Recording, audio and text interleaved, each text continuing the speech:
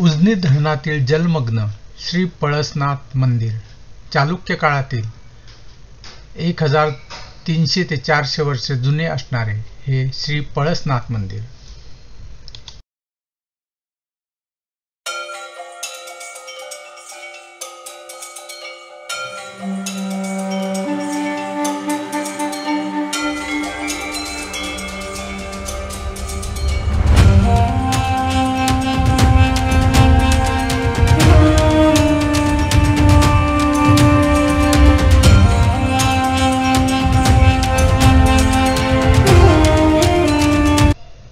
पुण्यापासून अंतर सुमारे 130 किलोमीटर.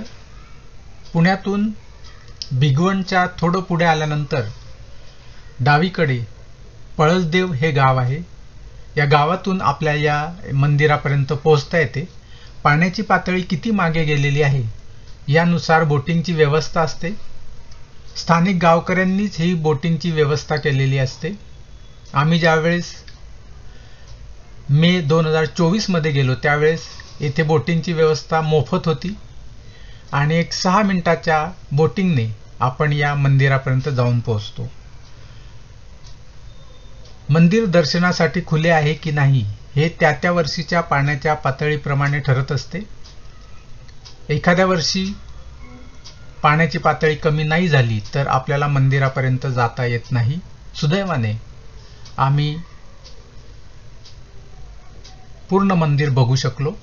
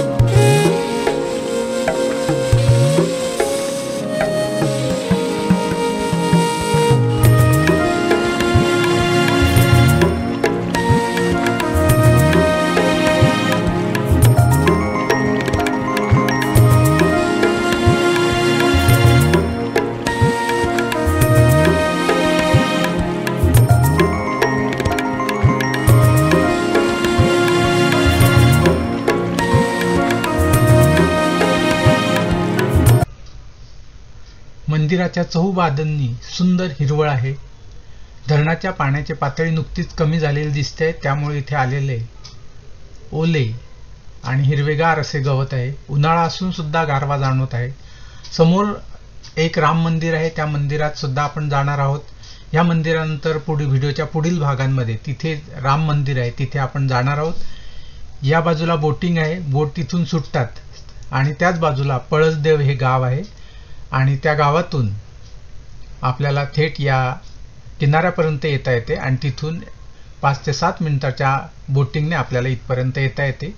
पाण्याची पातळी किती आहे त्यानुसार बोटीचा किती वेळ आपल्याला वापर करावा लागेल हे ठरत असते. समोर राम मंदिर आहे, तिथे पण सुद्धा आपण जाणार आहोत. व्हिडिओच्या शेवटी अतिशय सुंदर कलाकुसर असलेले राम मंदिर सुद्धा आपण बघणार आहोत.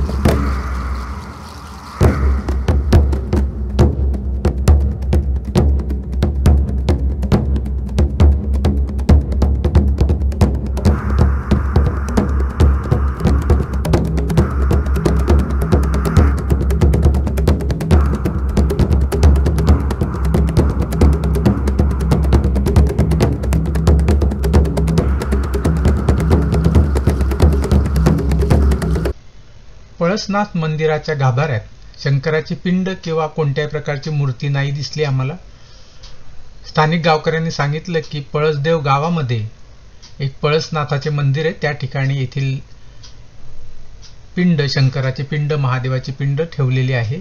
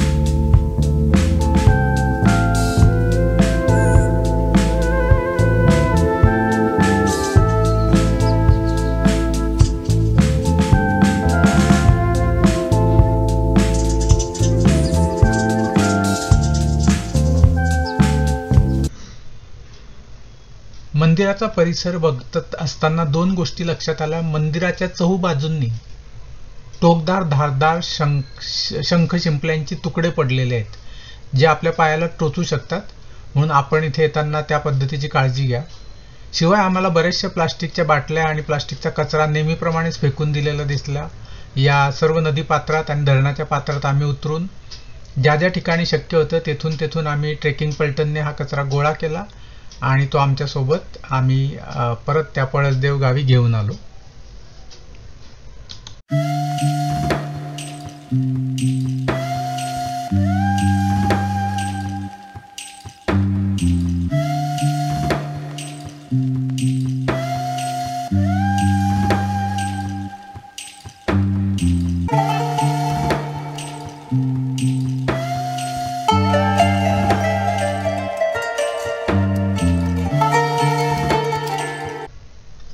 पळसनाथाचे दर्शन आणि परिसरातील स्वच्छता करून सुमारे 2 तासांनी आम्ही पुन्हा किनाऱ्यावर आलो आणि येथून आता आम्ही निघालेलो आहोत राम मंदिर किंवा रामायण मंदिर बघायला, जे समोर दिसत आहे.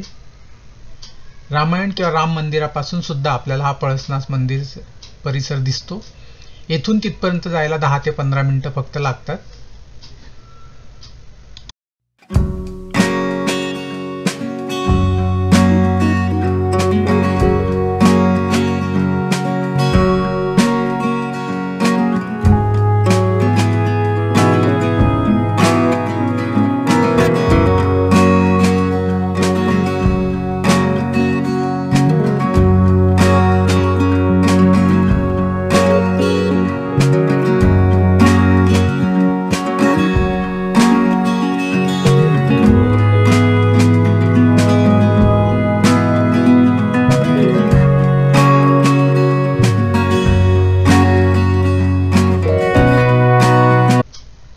राम मंदिराकडे जात असताना समोरून आपल्याला अशा पद्धतीने जलमग्न असलेले, चहूबाजूंनी पाण्याने वेढलेले हे पळसनाथाचे मंदिर दिसते.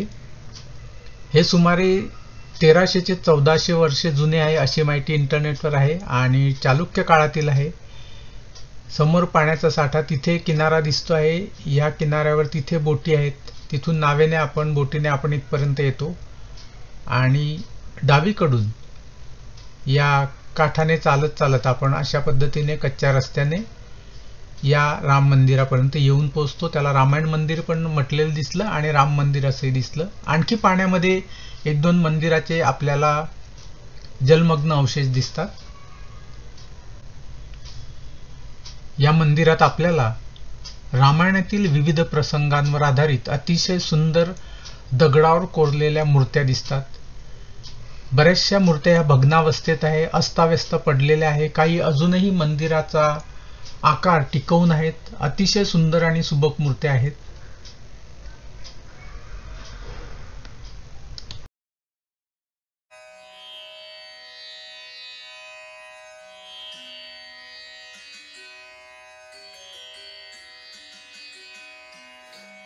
धन्यवाद.